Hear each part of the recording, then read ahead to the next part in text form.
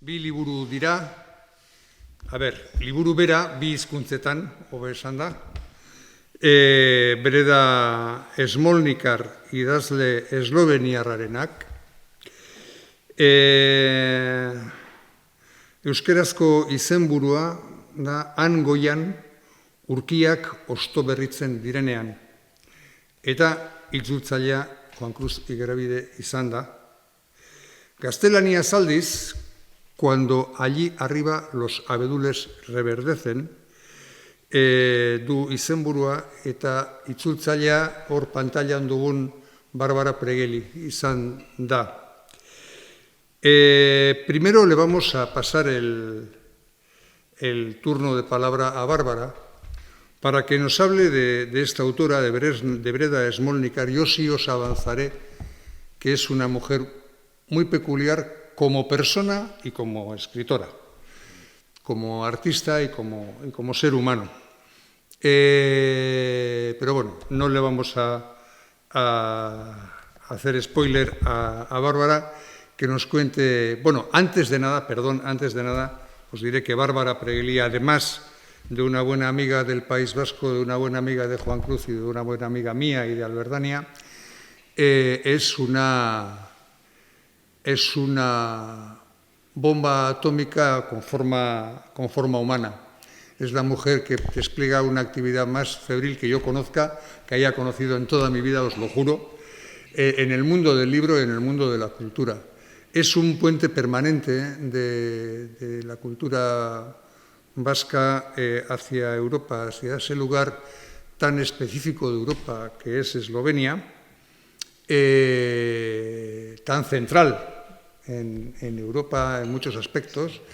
Y bueno, llevamos un tiempo trabajando juntos en diversos proyectos, proyectos de los cuales pronto tendréis noticias, alguno de ellos con una implicación muy directa con el País Vasco y con el euskera.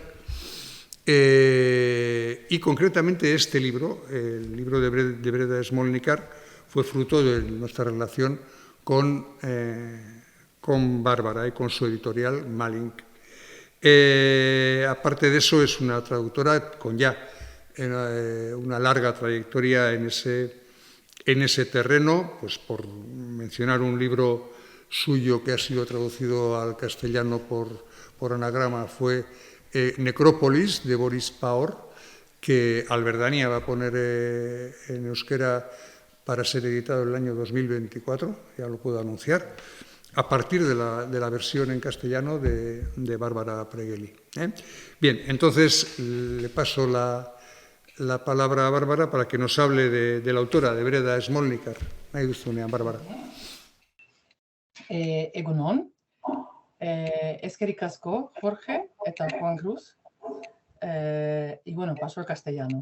Pues quería deciros unas cuantas palabras sobre Breda Smolnikar, que como bien has dicho, Jorge, de verdad es una de las plumas más curiosas de la literatura contemporánea eslovena. Y bueno, es que ella empezó a escribir y publicar también bastante joven, empezó a escribir con unos 19 años y con 20 años, bueno, con 20 y pico, pues se estrenó con la novela juvenil. Tiene publicados 3 títulos de las novelas juveniles. Bueno, por ejemplo, como Otročki življenje se nadaljuje, Niños la vida sigue, como por ejemplo El pequeño mosaico de los nombres, Majhen Mozaik Imen, in Popki, Brotes. Y bueno, en estas novelas empezó a tratar tabúes poco tratados y trabajados hasta aquella fecha, sobre todo en la literatura eslovena, pues, o sea, para el público más joven. Y luego, en la plena época del socialismo y de los camaradas, empezó a publicar sus obras con una edición de autora para el público adulto bajo el seudónimo de La Señora, Gospa en esloveno, provocando escándalos por tratar temas políticamente incorrectos relacionados con la época de entreguerras y de la Segunda Guerra Mundial. Aunque su prosa sorprendía por su expresión lograda, hay varios libros suyos y algunos son muy gruesos, la autora fue en los años 80 condenada a una pena de prisión de 3 meses. Y es que en 1998 fue invitada por escritoras suizas a residir allí un mes, donde en el monasterio de Ittingen escribió la novela Cuando ahí arriba los abedules reverdecen, que salió publicada en el mismo año. Y bueno, esta novela no es muy gruesa, o sea, es un texto bastante corto y tal, pero la obra desembocó en un juicio debido a que 5 mujeres reconocieron a su difunta madre en la protagonista. Cosa que es bastante curiosa porque todo el mundo que conoce a la autora sabe que la protagonista en realidad es ella, ¿no? Bueno, pero la autora entonces fue procesada durante 8 años hasta que el Tribunal Constitucional por fin anuló todas las sentencias condenatorias que obligaban a la autora a retirar su obra de todas las bibliotecas y las librerías de Eslovenia. Y bueno, aquí tengo 2 volúmenes gruesos que quería enseñaros. En este, cartas entre Breda y otra traductora, Julka Milic, se recogen las cartas que ellas estaban, escribiendo a lo largo del proceso. Y aquí, bueno, vienen las sentencias, vienen los escritos de abogados, viene todo. Ajá, bueno, y sí, también vemos la foto de la autora, ¿no? Pero quiero decir que, bueno, todo está muy documentado. Bastantes años, ¿no? Sí, esto, exacto. Sí, porque ahora tiene 80 y pico, ¿no? O sea, años. Pero bueno, quiero decir, o sea, está todo muy bien conservado aquí. Y también, ya que estoy sacando los libros, quería también enseñaros este libro, que es, o sea, en realidad su obra completa. O sea, es una obra, bueno, un libro de 800 páginas en la que se recoge, ¿no? Todo lo que, a ver, ella, o sea, que ella considera su mejor obra. Entonces, o sea, como protesta por la censura en la que estaba siendo sometida, Breda Smolika, mientras tanto, había seguido publicando.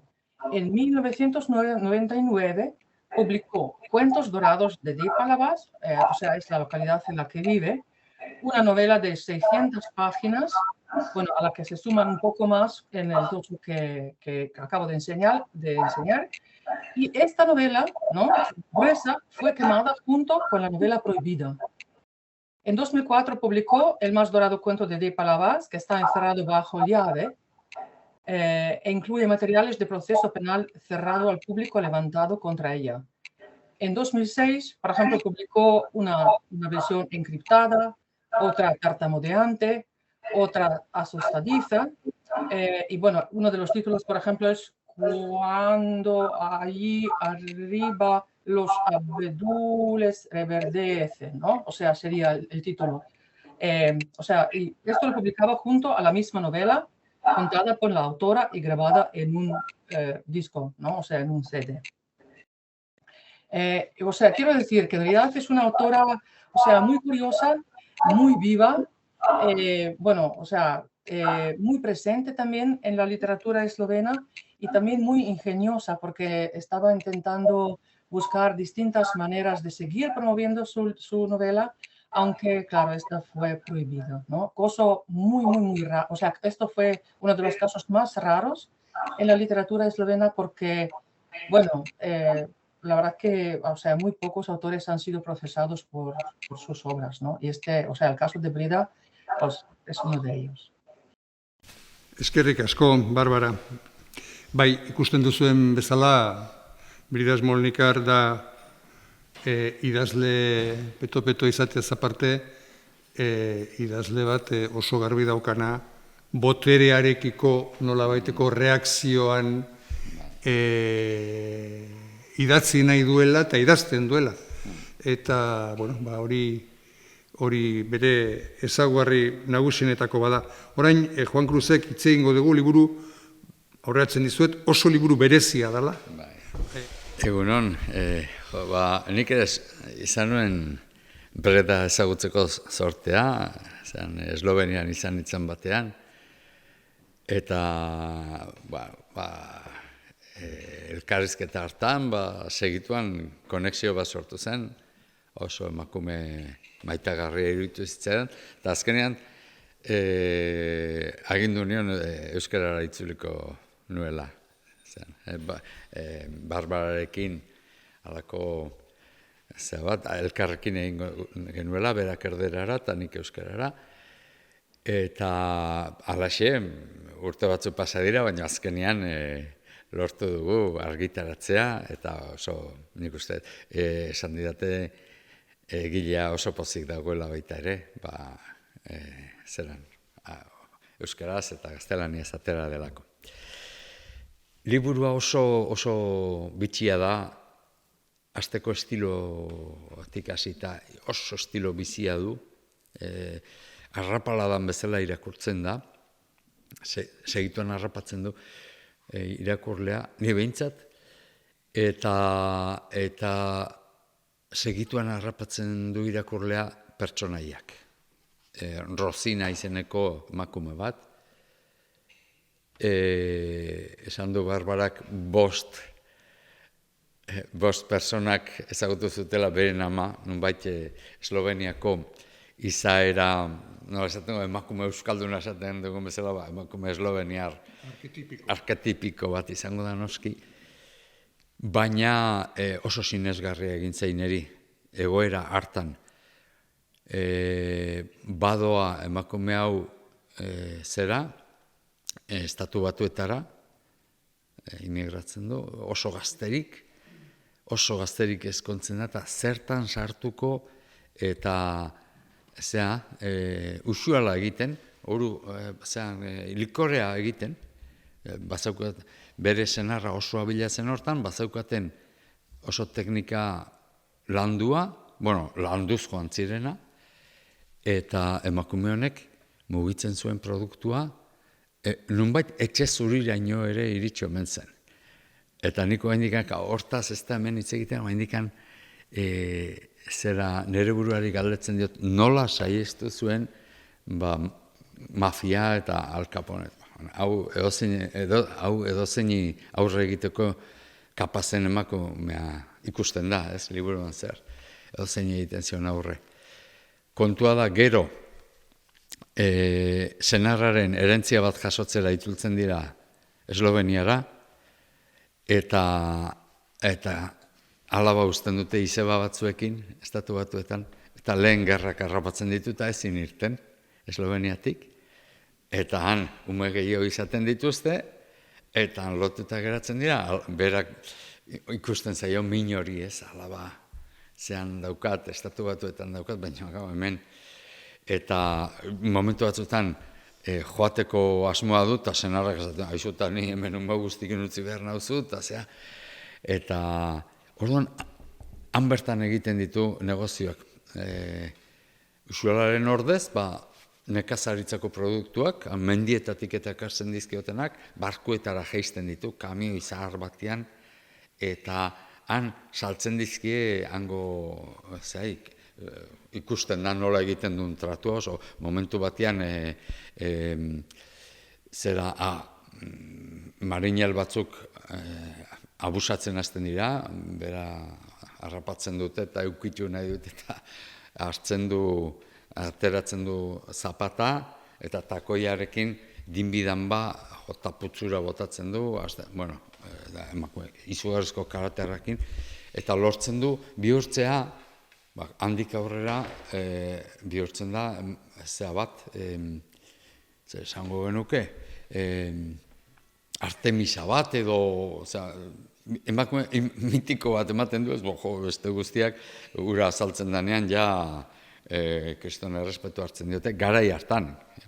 Emakumearen egoera, pentsatu behar da, bi gerren arteko garai horietan, eta oso ondo adierazten du hori, nola egiten zuten produktuen salmenta, nola dirua pilatzen duen, itxura gabe, baina ikusten da, berak dirua kontatureztu egiten pilaka, badaki pilangatik norbaitek lapurtu dion edo ez, eta orduan garbi ikusten da emakume honek disfrutatzen duela harreman komertzialean, eta dirua interesatzen zaio, baina ez dio hainbeste zerak ematen ez. Eta bigarren mundu gerrak ere harrapatzen ditu, zean, antxe, junezinik, Ameriketara, eta berak beren emakume egoista ematen du, bere familia bakarri pentsatzen duna, baina momentu batean laguntza eske etortzen zaizkio Alemanengandik pertsona bat libratzeko, eta ez du dudarik egiten, hartu hiri erdi bat, Zalgurdian hartu hiri erdi bat, eta horrekin, eta gero usualarekin, eta bar, zera bairatzen ditu, bereganatzen ditu, aurrena alemana komandantearen maitalea, eta haren bidez, komandantea. Lortzen du horrela, ateratzea jendea, salbatzen du jendea, eta barrez. Eta gero, sozialismo dator, eta ezin atera herrialdetik. Baina emakume honek azkenean, joan, bakarra izango da herrialde osoan, Amerika eta joan da bueltan ibiltzen den persona. Ameriketan negozioa egiten du, jartzen du, lortzen duela baita ere, Ameriketako pentsio bat, berak egindako. Emakume industrial bat da, bera, bakarrik. Eta itzultzen da Esloveniara, bere familiari, kutsa pila batekin, gauzak ekartzea, bai arropak, maindireak, denetik ekartzen du, eta horrela ibiltzen da, atzera eta aurrea, hil arte. Orduan, niri egintzait batez ere, kontatzen dituenak gordinak dira, baita bere lehen sexu harremana kontatzen du, inolako zerari gabe, inolako apaingarririk gabe kontatzen du, eta gero gertatzen zaizkionak, ez ditu olako bat ere adornatzen, ez? Eta alde hortatik gordina da kontatzen duena, eta gordina izatez, niri behintzatez, irakurle gisa maitagarria egiten zait. Naiz eta ikusten den, ez, persona berekoi, baina berekoi berezi bat da. Azken batean, muturreko egoera batean laguntzen gai. Adibidez, zean usuela egiten ari dira, beltzak hartzen dituzte, eta ikusten da, hemen arrazismo puntxu bat eta ere badago eta bar, baina gero tratatzen ditu inork ez bezala, janari ematerakoan eta bar, laguntzerakoan, eta orduan, hori ez, pertsonaia oso berezia. Nik uste dut literaturan bilatzen ditugu askotan pertsonaia izaera bereziko pertsonaia hauek, hemen badaukagu bat, nik uste dut Europako literaturan ezartzeko pertsonaia bat dela.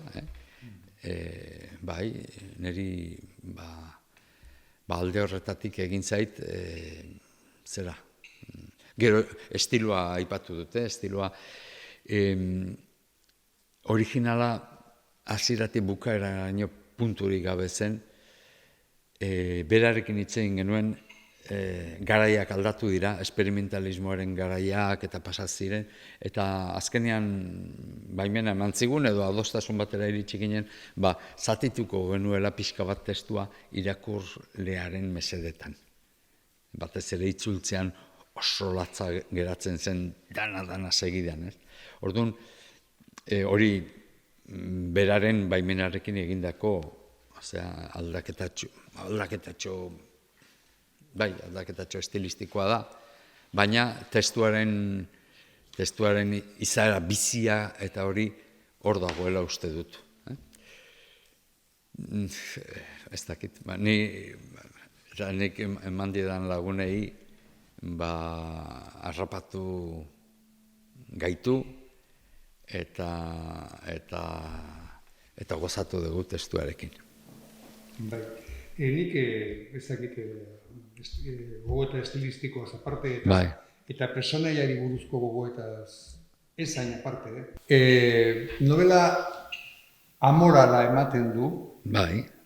Alegia ez dago gogoeta moralik bat ere, claro, Ez. dagona da garai latz bat, Bai, hobesan da, garai latz batzuk kateatuta datoz.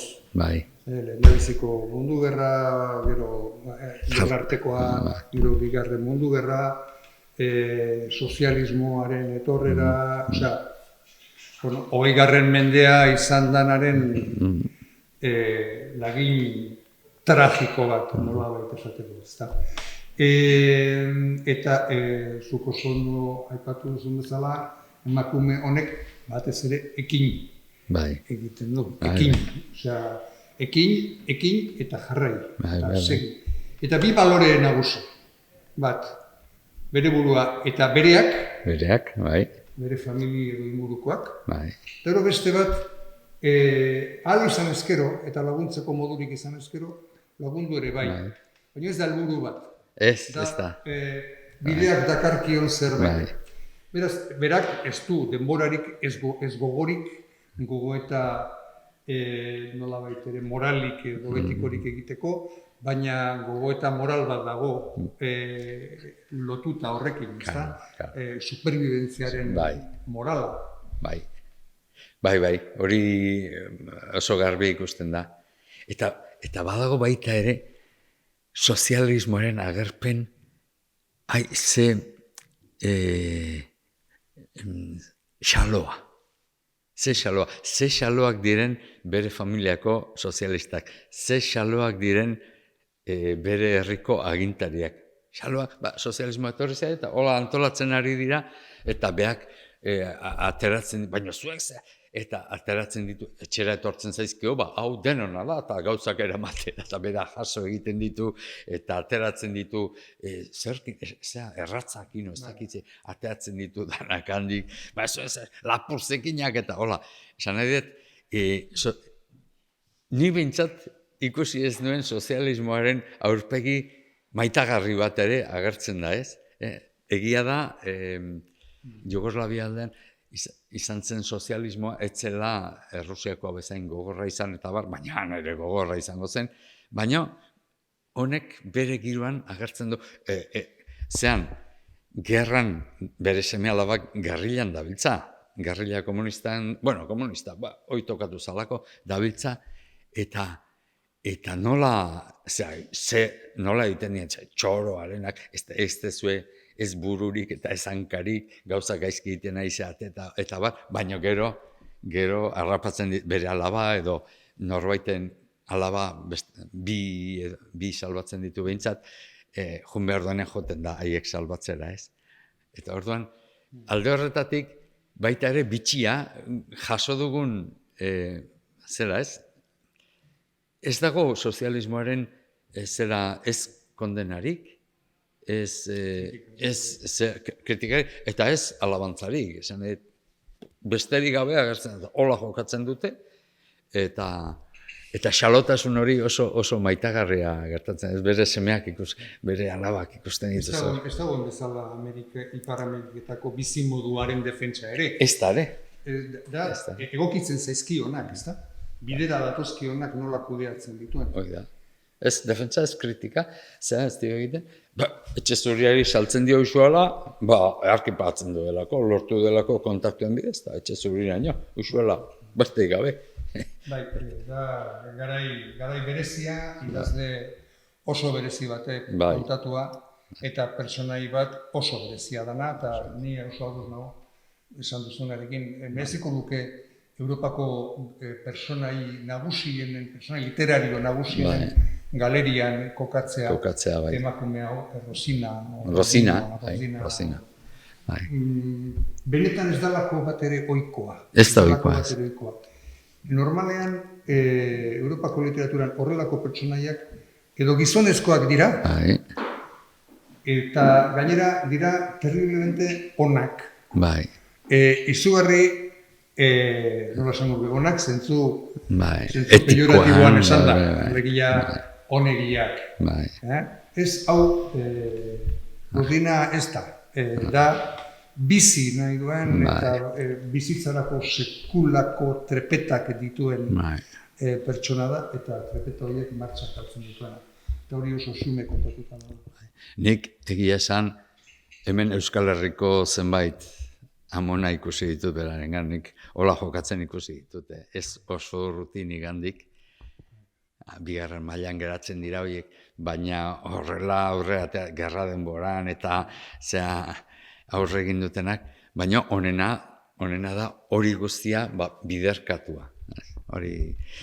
Bigarren mailako personaia interesgarria badaude, Rosinaren senarra oso personaia interesgarria da, baina itzala egiten dio erabat, Rosinak, baina oso interesgarria da baita ere, bere matxismo puntuarekin, bere garaiko, baina azkenian nola ikusten dezu beren harremana, nola di joan, eta harrigarria bezala egiten da, ez? Bata bestiarentzako jaioak ikusten da, nola juntatu diran. Baina hori ere ez dago maitasun meloso bate, oso iaia hotzata guzti da, hotza, bai. Hoian ari direnean ere, eta berez ikusten da, jota, botoiak etetzen dizkio, kristona montatzen dute, baina ez du kontatzen,